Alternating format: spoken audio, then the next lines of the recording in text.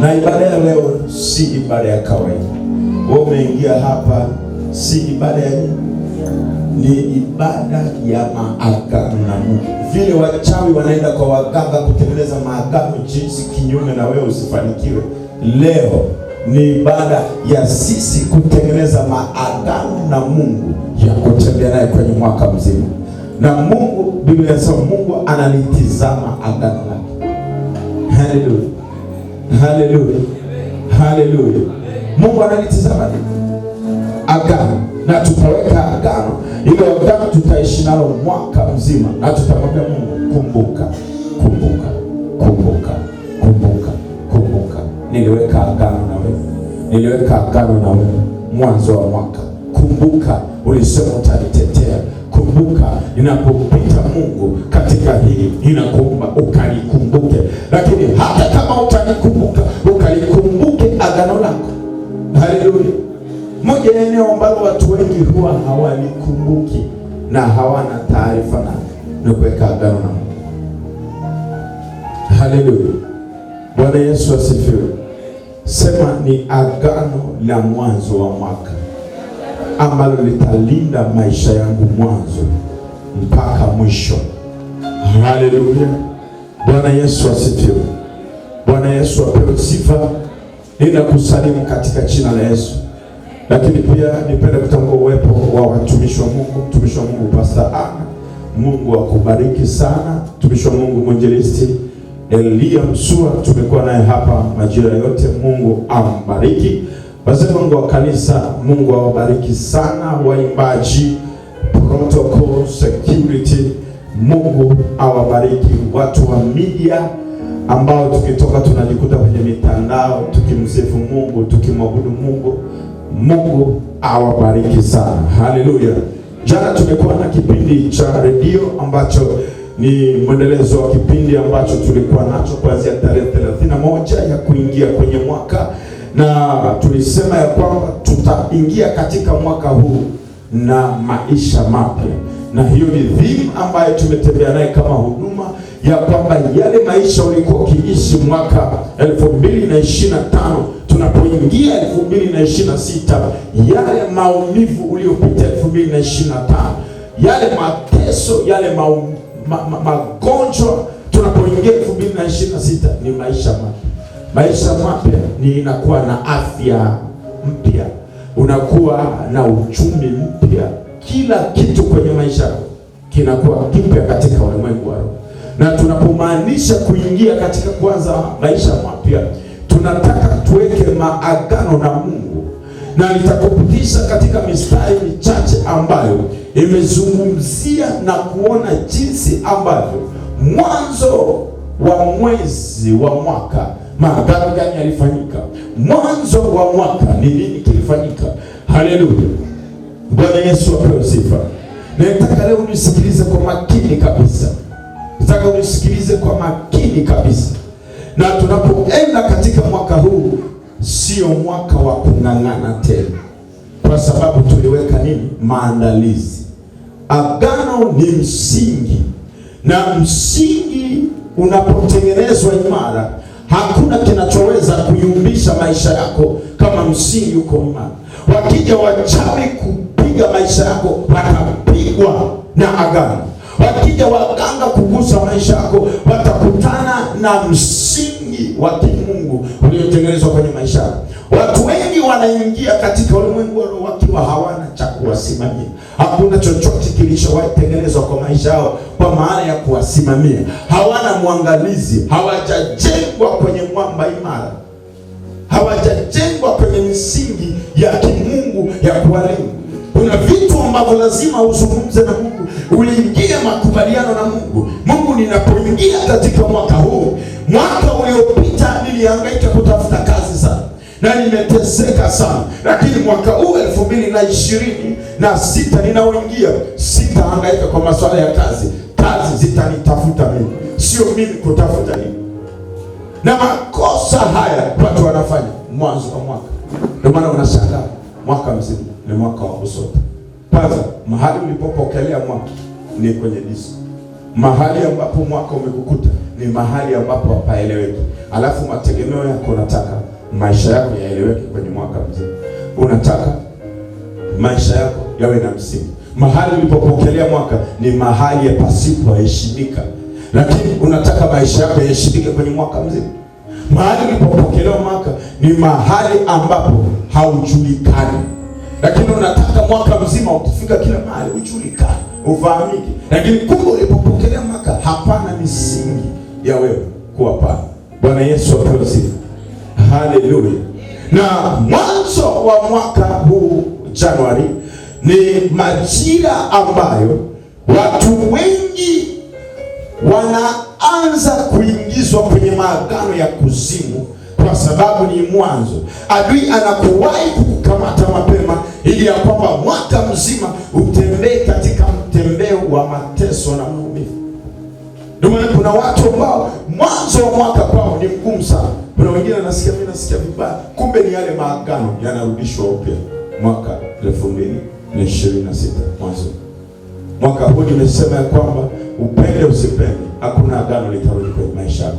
Adui apambanavyo, lakini hakuna chochote kinaweza rudi kwa maisha yako. Bwana Yesu apewe sifa. Ninakwambia Biblia inasema Musa alipokuwa anawatoa wana wa Israeli, aliwaambia mpende msipende, mtaenda nchi ya ahadi. Haleluya. Mpende msipende. Mwambie jirani yako penda usipende, shetani hawezi kukutumikisha tena. Mwaka huu wa 2020 adui hawezi tena kugusa maisha yako. Bwana Yesu apewe sifa. Sasa nataka nizungumze kwa habari ya agano kwa ufupi sana. Alafu baada ya hapo nikupeleke moja kwa moja kwenye agano baina yako wewe na Mungu. Agano ni nini? Agano ni nini? Agano ni makubaliano ya pande mbili. Agano ni makubaliano baina ya pande mbili. Kunaweza kuwa na agano baina ya mtu na mtu. Nilishawahi kuzungumza kwa habari ya somo hili, lakini leo nitapita tu haraka kwa sababu ya muda, lakini nitaenda kwenye somo husika katika mistari 4 ambayo ndio utakayosimama naye katika mwaka wote, na utambue ya kwamba Mungu ni Mungu wa ishara na maajabu. Mtu mmoja tu anifungulie kitabu kile cha Wafalme wa Pili 20:21. Wafalme wa Pili. Alafu mwingine anifungulie kwa habari ya Kutoka. Biblia kwenye kitabu cha Kutoka. Haleluya.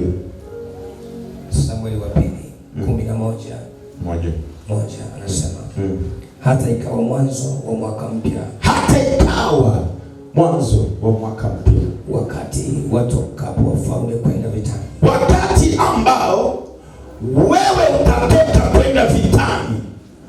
Daudi, ikawa mwanzo wa mwaka, wakati ambao unajiandaa kuingia kwenye vita ya miezi 12 sawa sawa na siku 365. Ikawa mwanzo wa mwaka, ikawa mwanzo wa mwezi. Wafalme wote walijiandaa kwa ajili ya kuanza vita na kupanga mikakati ya vita. Hivi tunavyozungumza, wako maadui wanapanga kwa ajili yako, lakini wewe umepanga nini kwa ajili yao? Endelea. Daudi akampeleka Yoabu na watumishi wake pamoja naye. Kwa sababu ni mwanzo wa mwaka, Daudi akawapeleka akina Moabu kwa ajili ya kutengeneza maagano ya kushinda vita katika mwaka mzima. Kwa nini? Kwa sababu mwanzo wa mwaka kuna nguvu ambayo iko, ambayo hiyo ni nguvu ya mwanzo wa mwaka. Kila kitu kinategemea uliingiaje kwenye hiyo ndoa uliyoko, inategemea uliingiaje kwenye hiyo ndoa ndio uishi kwenye hiyo ndoa muda mrefu. Inategemea kwenye hiyo biashara ulianzaje hiyo biashara. My God. Kila kitu kwenye maisha mwanzo wako ndio inaweza kutamani mwisho wako utakuwaje. Mwanzo wako ulivyoanza ukaingia kwenye biashara ya mgahawa, uliingiaje? Uliingia na mganga ukaweka dawa ukiamini biashara zitaendelea. Mwanzo wa kitu chochote kwenye maisha ndio inaweza kuamua kwamba mwisho wako uendaje. Hapa katikati unaweza kuona hali ni njema, lakini nakwambia hiyo hali inategemea ulivyoanza. Inaweza kuwa njema tu ikikudanganya, lakini mwisho wake utakutana na matokeo ya mwanzo wako. Kuna mtu ananielewa? Kuna mtu ananielewa?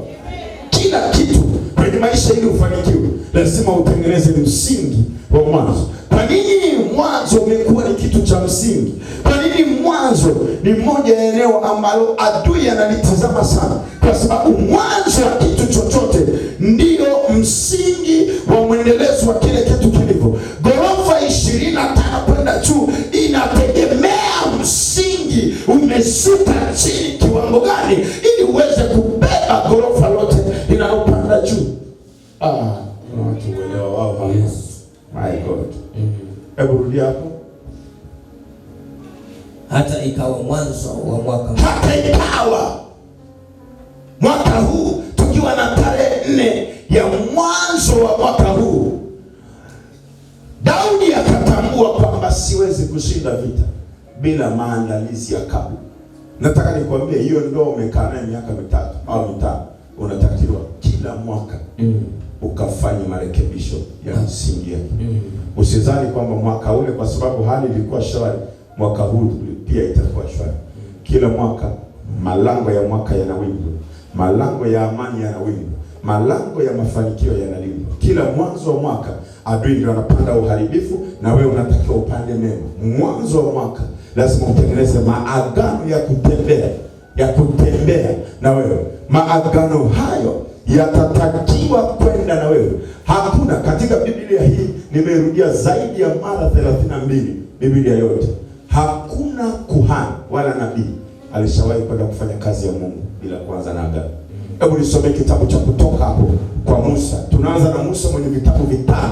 Utagundua alitengeneza agano. Hawezi kwenda mahali popote bila kusema Mungu, hapa nitaanzaje? Ndio maana katika Biblia ukisoma kitabu cha Samuel, Daudi anasema Mungu, nitaendaje usipoenda na wewe? Kwa sababu usipokuwa na agano unakotoka, au usipoenda na msingi wa Mungu kwa chochote, biashara utakayoanzisha, nataka nikwambie lazima uitengeneze msingi wa Mungu. Kwanza unaanza kujenga biashara, unaanza kujenga eneo la biashara, unaanza kutengeneza misingi ya kimungu. Unawasema Mungu, eneo hili ninaliweka wafu kwa ajili ya biashara, ninaliweka uzio wako, ninatangazia manukato eneo hili likakubali. Unaanza kutengeneza msingi wa maombi kwenye eneo. Unapokuwa adui akuja anakuta tayari kuna kitu kimeshatangulia. Yes. Adui akishakuta kuna kitu kimetangulia, hawezi kupanda chochote, kwa sababu tayari panakuta pameshapanda. Hiyo ndoa watakuta kwenye ndoa yako kuna amani, umeshaipanda. Umeshaitengenezea ndoa yako agano la mwaka. Ndoa yangu mwaka huu Mungu, sitaki ukorofi, nataka amani itawale. Kwenye ndoa yangu nahitaji furaha kuanzia mwanzo mpaka mwisho. Sitaki machukizo.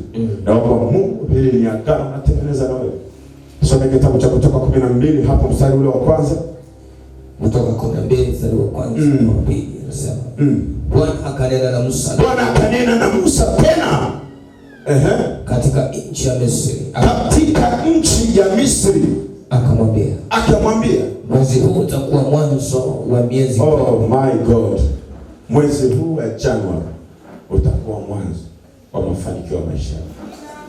Hakuna yeyote kwenye Biblia alishapewa kazi yote na Mungu bila Mungu kuingia agano naye. Hakuna. Kuanzia kitabu cha Mwanzo mpaka cha mwisho, wewe peke yako ndio waga unaingia kwenye ndoa, haumuhusishi Mungu, na unatoka na unaingia kwenye biashara unaanzisha. Unaanza mwenyewe kwa akili zako na kuomba ushauri wa marafiki, baadaye biashara inadondoka. Mungu anakushangaa kwa sababu anasema kunihusisha na wala sikuwa na taarifa. Ndio vile jirani yako anavunjiwa biashara yake na mlinzi yuko pale. Mlinzi anasema sijaambiwa nilinde pale, kwa sababu mimi nimepewa mkataba wa kwako na yule, lakini yule hata wakikuja sijaambiwa, kwa sababu kazi yangu ni hapa na hapa. Kwa sababu makubaliano ya mwanzo unapoanza biashara, mlinzi njoo, hii ni biashara yangu, na anza biashara hii leo, lakini wewe pia utakuwa mlinzi, nitakulipa 100,000. Mwanzo kila kitu unatengeneza mwendelezo wa hiyo biashara. Ninataka kuambia hata mwanafunzi usipotengeneza mwanzo mzuri, mwanzo wa mwaka huko mbele vita yako ni kubwa sana, ambayo hautaweza kuimudu, kwa sababu kuna watu waliinuka wakatengenezea misingi. Kumbuka kitu kimoja katika ulimwengu wa roho, nitakuonesha kwenye Biblia. Usipotengeneza misingi kwenye kazi yako, kwenye elimu, kwenye ndoa, kuna watu wanatengeneza misingi hapo ndani, hapatakaa hivyo hivyo hata siku moja. Adui atakuja kutengeneza, kwa sababu adui ana darubini ya kuchungulia wapi pana misingi, wapi pamewekwa nini. Anatambua, akishatambua kuna uwazi mahali fulani, anaingiza. Kwa Biblia inasema walipopanda, akaja adui usiku wa manane, akapanda magugu. Yes. Haleluya. Amen. Kuingia kwenye ndoa bila kuikabidhi na kuikusanya mbele za Mungu, adui usiku naye anakuja, anaingia kwenye ile ndoa, anapanda ndoa nyingine pale ndani.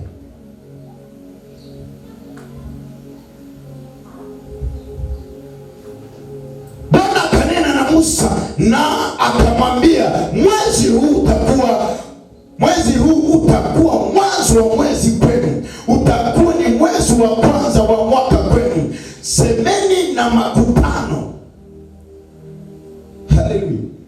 Akamwambia, akamtuma semeni na wao.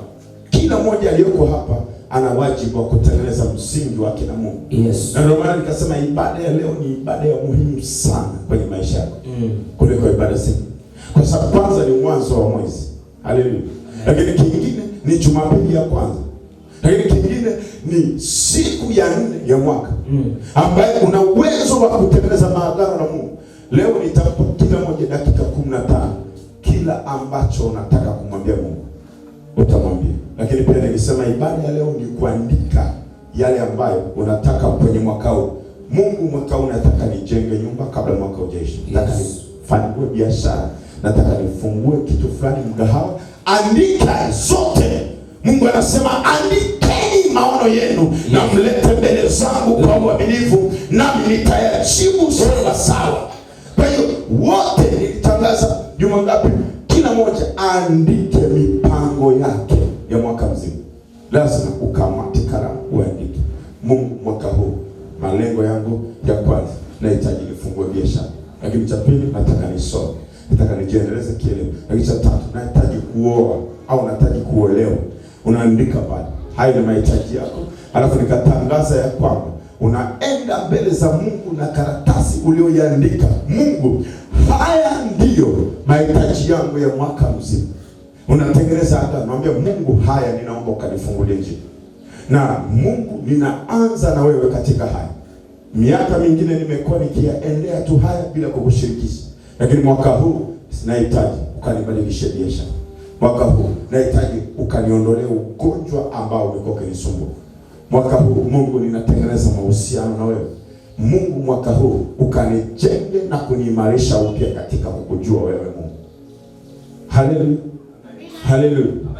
Andika, bila sema andikeni njozi zenu. Andikeni. Andika. Kuna watu waandikaji hata mwaka wanaoingia, lakini hawaandiki chochote. Hakuna chochote anachoandika.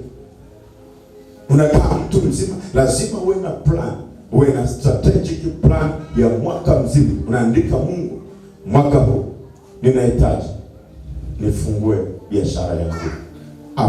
Na biashara hii Mungu, ninahitaji uwe kuu. Mungu, mwaka huu ninahitaji nifungue mgahawa wa tofauti ambao watu watakuja. Na Mungu, wewe ukanifungulie njia. Mungu, ninahitaji mwaka huu kabla haujaisha nifungue, nianze biashara ya kuuza samaki mikoa. Unaingia yale maagano. Na hakikisha unaandika. Hapa napozungumza, kama ulikuwa hujaandika, unataka uandike. Nisema unaandika, tunaenda naye mbele za Mungu. Na Mungu umetuelekeza tuandike. Ni haya tumeandika na tunaleta mbele za. Haleluya. Bwana Yesu apewe sifa. Bwana Yesu apewe sifa. Duniani kuna maagano mengi sana ambayo mtu anaweza akaingia. Kuna agano la mtu na mtu, lakini kuna agano la mtu na Mungu. Kuna agano la mtu na shetani. Kuna agano la kitu na mtu. Yaani kuna mtu maisha yake yote mwanzo wa mwaka ni simu. Yaani yeye maisha yake ni simu. Nishawahi kuzungumza hapa. Mtu na kitu. Haleluya. Bwana Yesu apewe sifa. Mungu abadilishe maisha yako safari hii. Na ninatamani mwaka huu kama kuna roho ilikuwa imekaa ndani mwako, hiyo roho usiendelee naye kwenye mwaka huu. Ivue kabisa. Leo tutavua hizo roho hapa. Yaani kama ni roho, kuna mtu ana hasira kiasi kwamba akisemeshwa kidogo nihamisha chuki. Na akisha chukia vitu vyote anaviacha. Na akisha acha vitu vyote, baada ya hapo huwezi mwambia jambo lolote tena. Haleluya. Huwezi tena kuongea naye chochote. Yaani kuna mtu akisha pataka hasira, ndio uharibifu umeshaanzia hapo. Bwana Yesu apewe sifa. Safari hii leo tutavua kila vazi ambalo adui amekuvalisha. Haleluya. Na adui akisha kuvalisha anajiamini kwamba litatembea naye. Mwaka huu tutavaa mavazi meupe ambayo yanamtangaza Kristo. Mavazi ya hasira, mavazi ya fedheha. Sema weka pembeni. Sema kwa sauti. Weka pembeni. Vazi la aibu, vazi la kukataliwa pembeni. Soma kitabu kile cha Wafalme wa Pili. Kitabu cha Wafalme wa Pili. Wafalme wa Pili sura ile ya 20 na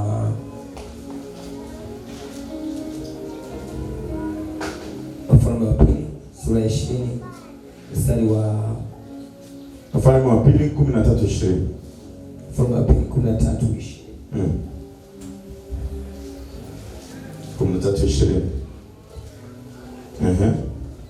13:20 nasoma. Elisha akafa. Elisha akafa. Nao wakamzika. Basi vikosi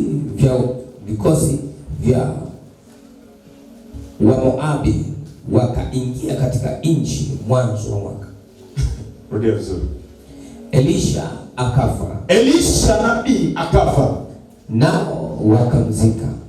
Nao wakaenda kumzika Elisha.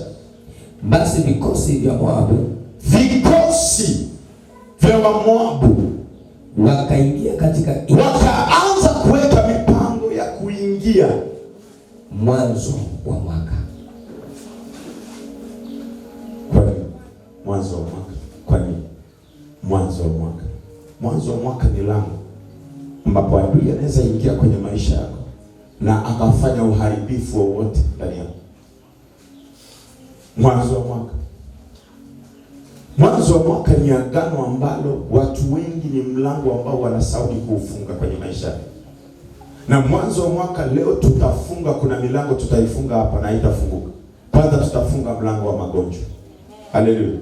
Hakuna magonjwa yatatawala kwenye maisha yako. Haleluya. Tutafunga mlango wa kukataliwa. Hautawahi kukataliwa mahali popote unaenda. Kila chochote utakianzisha kikasonga mbele. Tutafunga mlango wa umaskini. Kuna watu hawaelewi hapa. Haleluya. Amen. Bwana Yesu apewe sifa. Amen. Bwana Yesu apewe sifa. Amen. Nikisikia vitabu nikivisoma huwa nashtuka sana. Haleluya. Amen. Kitabu cha Waamuzi. Yaani ukisoma kitabu cha Waamuzi chote kuna vitu vya kutisha sana. Haleluya. Amen. Kuna vitu vya kutisha sana pale vimeandikwa vinavyomhusu Bwana Samson. Haleluya. Sema Samson. Samson. Samson wakamnyoni. Nywele. Alafu akashangaa bado alikuwa na nguvu. Haleluya. Amen. Mungu ukishamhusisha kwenye jambo lolote kwenye maisha yako, maisha yako hayawezi kubaki kama yale. Mungu ukishamhusisha kwenye jambo lolote. Kuna watu wakishabarikiwa hapo wanaomba Mungu akishawabariki. Baada ya hapo wakashika fedha hiyo. Swala la kifedha ni la kwao, sio la Mungu tena. Yaani Mungu anakaa pembeni ndiye anakaa anaanza kuzihesabu. 1, 2, 3. Mungu hayupo tena. Lakini wakati hana katika utafutaji na muongeza Mungu. Kwa kuna watu hapa nilisema mwanzo huu wa mwaka wanaomba Mungu afungue milango ya kazi. Sawa? Na Mungu anafungua. Akishafungua, wakati hajaingia anasema Mungu, naomba ukanifungulie milango ya kazi. Nikishaingia kwenye kazi tu, Mungu mshahara wa kwanza ni wako. Akishashika mshahara. Hivi Mungu huoni kama kodi inaniandama? Mungu huoni kwamba sina chochote? Kwa hiyo kuna vitu ambavyo anavipeleka mbele za Mungu kama logic ya kumpa yeye uhalali. Mwanadamu yote ili afanye chochote lazima atengeneze logic ya uhalali ndani yake ili akitumie kwa haki. Hata mtu anaweza kuja kanisani hapa na sadaka shilingi 20,000 akasema hivi ninadaiwa, hivi sina unga, anajitengenezea logic ndani yake ya kuila ile, alafu anajipatia haki na haitoi ile sadaka, kwa sababu ameshatengenezea logic ndani yake ya kuto kuitoa. Yaani point ameshazipanga kwenye moyo ukampa majibu hili ni sahihi na hajatoa. Biblia inasema moyo wa mwanadamu ni mdanganyifu, mimi Mungu mwenyewe nina uchunguzi. Haleluya. Haleluya. Moyo wa mwanadamu ni mdanganyifu, mimi Mungu mwenyewe nina uchunguzi. Elisha akafa nao wakamzika. Basi vikosi vya Wamoabu wakaingia katika nchi mwanzo wa mwaka.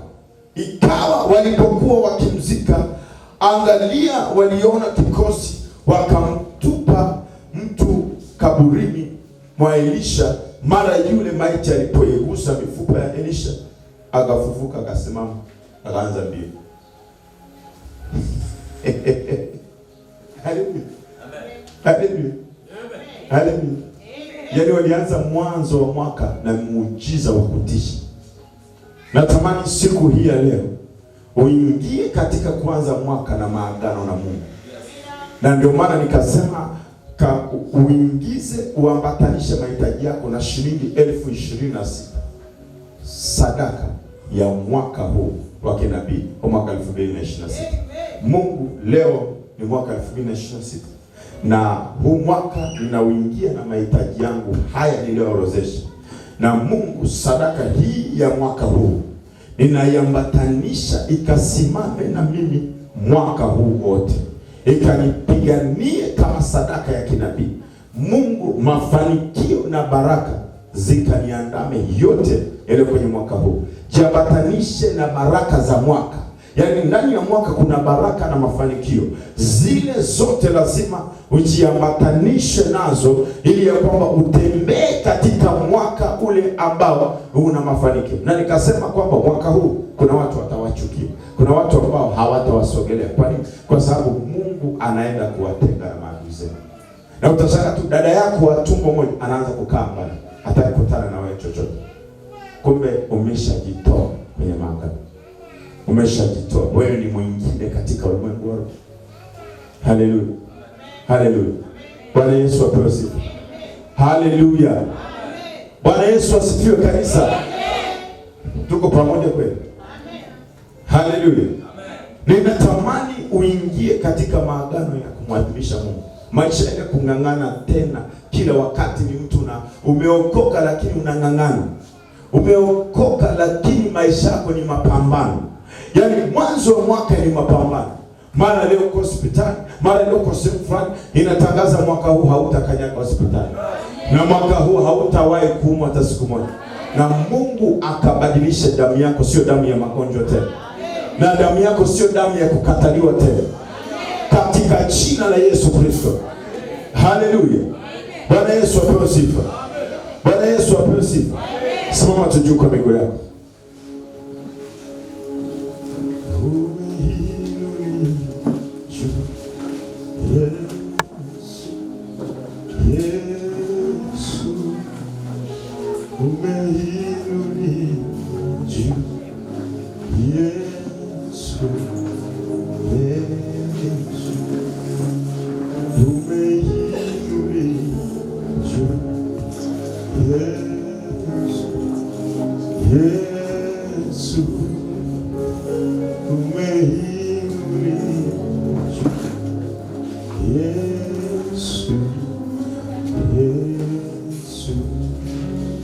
You are highly lifted up, Jesus.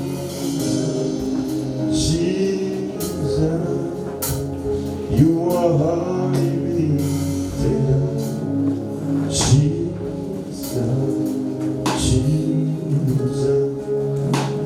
You are highly lifted up, Jesus.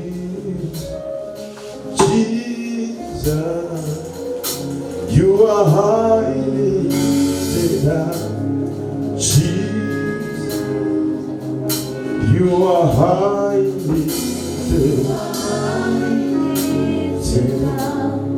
Jesus, Jesus, you are highly lifted up. Jesus, Jesus, you are highly lifted up. Jesus, Jesus,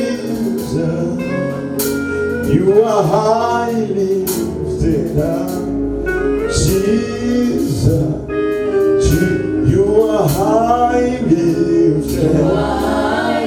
Listen to some here. Jesus, Jesus, you are highly lifted up. Jesus, you are highly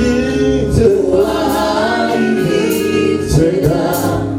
Jesus, Jesus, you are highly lifted up. Jesus, Jesus, you are highly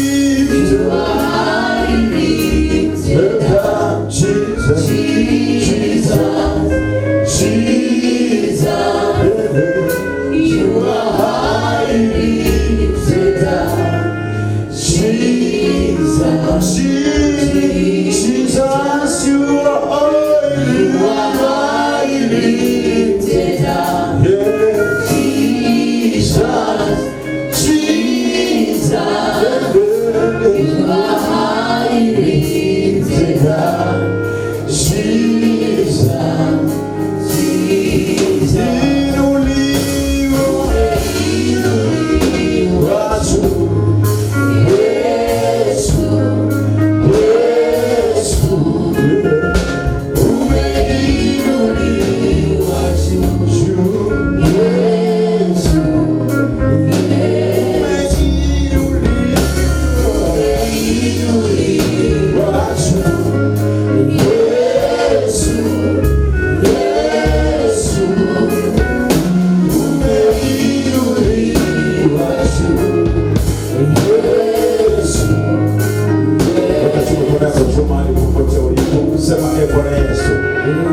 Ninakuja mbele zako.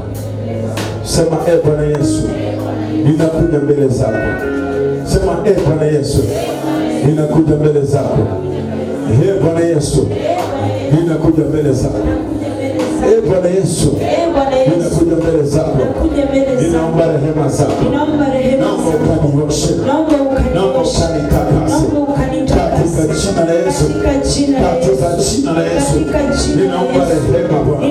Mwanzo wa mwaka huu ninatubu mbele zako. Ninaomba rehema zako. Ukanioshe ukanitakase katika jina la Yesu. Katika jina la Yesu. Asa wakati huu tunapoenda mbele za Mungu, tunapoenda kuomba toba, na tamani kila mmoja usijihesabie haki. Enda tu mbele za Mungu kwa unyenyekevu. Na tunapoenda kuomba toba, toba ni lango la Mungu kugusa maisha yako. Toba ni lango la Mungu kufungua maisha yako. Toba ni lango la Mungu kujigusanisha na nafsi yako. Kwa hiyo tunapoomba toba katika ulimwengu wa roho, kuna vitu ambavyo vinafunguka. Tunapoenda kwenye haya maombi ya kutengeneza maagano na Mungu, lazima uwe safi mbele za Mungu, kwa sababu maagano yanakaa mahali pasafi. Kwa hiyo tunapoenda kuomba toba hii, ninatamani kila mmoja ufahamu wako na akili zako uwe mahali hapa. Na nimetangulia kwenye maombi haya kwa sababu Mungu aliniongoza tuombe maombi haya toba, ili Mungu akaingie ndani ya maisha ya kila mmoja. Mwaka huu ukawa ni mwaka wako wa maisha mapya. Maisha mapya ni maisha ya unyenyekevu mbele za Mungu. Unapoomba toba, tafasiri yake unavua vazi la heshima, unajivika vazi la unyenyekevu, na Mungu amekaa kwenye unyenyekevu ili ajiinue ndani yako. Sema tu, Bwana Yesu, ninakuja mbele zako, ninaomba ukanirehemu. Mimi ni mwenye dhambi, ninautubia uovu wangu. Kila mmoja ulioko hapa ndani ya kanisa, kila mmoja fuatiliza maombi haya, kila mmoja, haijalishi ni mchungaji, haijalishi ni nani, kila mmoja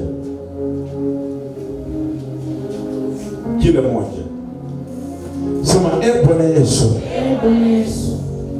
mchana huu leo ninakuja mbele zako kwa unyenyekevu. Mimi ni mwenye dhambi, nimetambua ya kwamba nimeenda kinyume na makusudi yako.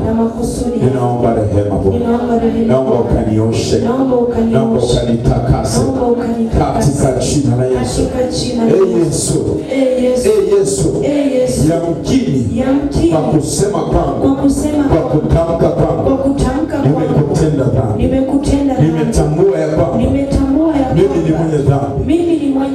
Yesu, adui ametumia mlango wa dhambi kutesa maisha yangu, kufunga maisha yangu. Leo nimetambua ya kwamba nimeenda kinyume na makusudi yako. Ninaomba toba, ninaomba rehema. Yesu, wakati mwingine nilijihesabia haki. Yesu, nilitoka nje ya makusudi yako. Yesu, ninaomba ukanioshe, naomba ukanitakase katika jina la Yesu. Ninatubia maisha yangu, ninatubia uovu niliyoutenda kwa kujua au kwa kutokujua. Yesu, umesema ya kwamba nikisema sina dhambi ninajidanganya mwenyewe, wala ile kweli haiko ndani mwangu. Nimetambua ya kwamba mimi ni mwenye dhambi. Leo ninasimama, ninaomba toba. Mikono yako juu, kila mmoja wakati unaomba toba. Sema, leo nimetambua mimi ni mwenye dhambi, ninautubia uovu. Daudi akasema, Yesu, ukanisamehe sawa sawa na makusudi yako na mapenzi yako. Leo ninautubia uovu wangu wa siku za karibuni, hata miaka ya nyuma, uovu wa familia. Ninaomba toba Yesu. Mwanzo wa mwaka huu ninatubu. Naomba ukanisamehe.